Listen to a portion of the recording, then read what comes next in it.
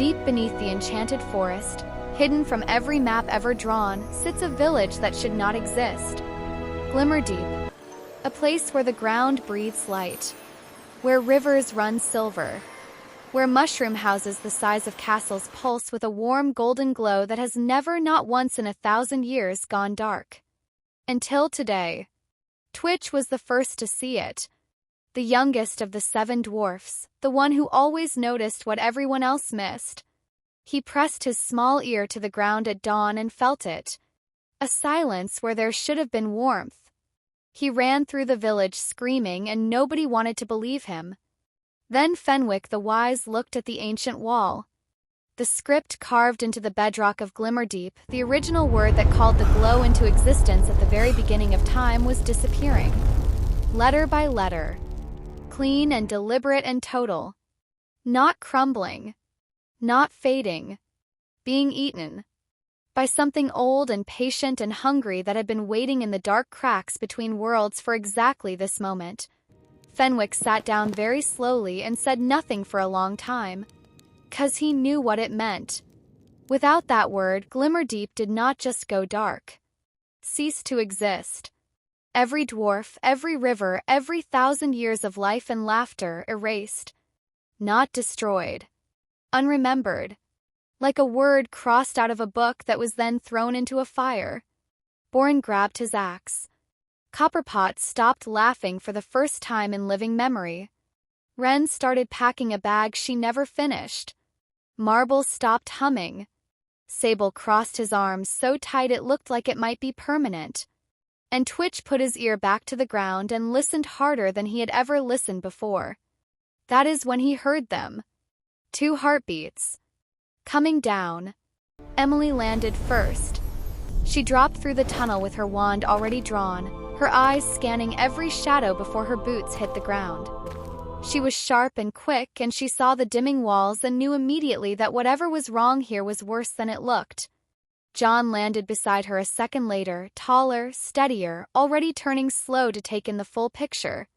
He had the kind of calm that was not the absence of urgency but the decision to be useful instead of afraid.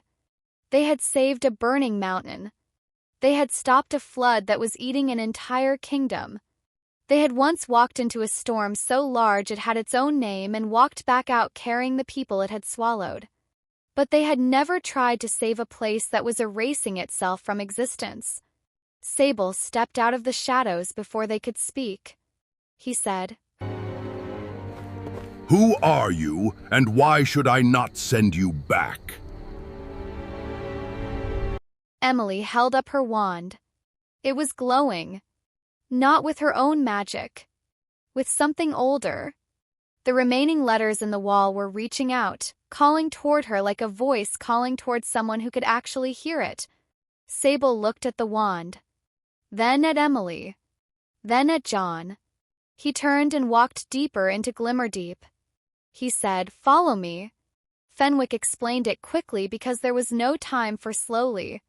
The ancient word had 7 syllables. 1 for each dwarf. It had been spoken into existence by the first 7 at the very beginning, which meant it could only be fully restored by 7 voices speaking together. But the letters were nearly gone.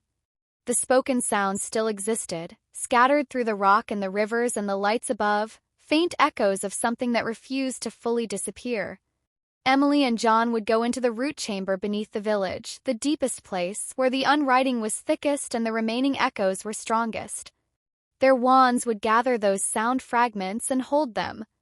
And then all 7 dwarfs would speak the syllables aloud for the first time in 1,000 years. John said, "What does the unwriting do when we interrupt its meal?" Fenwick said, "It fights back.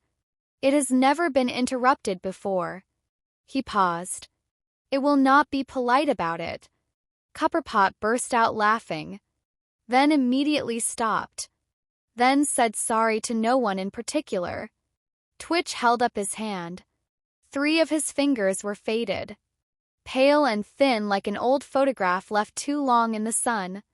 Beginning to be unremembered along with everything else. Emily took his hand gently, looked at it and looked at John. John said, "Let us go. This is just the beginning."